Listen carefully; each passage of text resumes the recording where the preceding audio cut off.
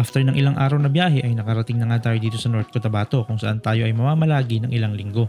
Napakaganda nga rito kaso mahina ang internet kaya pagdating nag-set up agad tayo ng Starlink.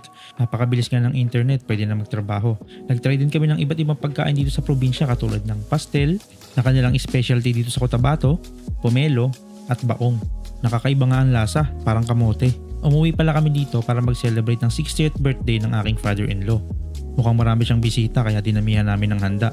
Ito na nga at naluto na nga ang lechon, sobrang sarap, nakakagutom.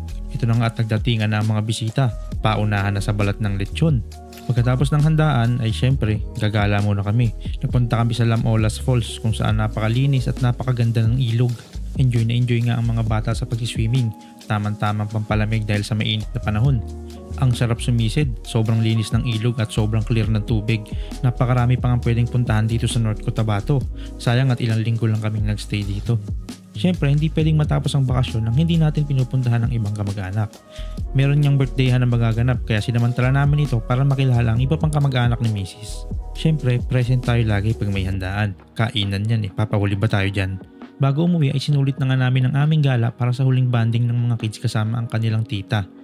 Huwag kalimutan mag-like and follow at panoorin ang full video sa aming YouTube channel para malaman ninyo ang breakdown ng aming gastos sa road trip namin mula Laguna hanggang Cotabato. Salamat sa panonood!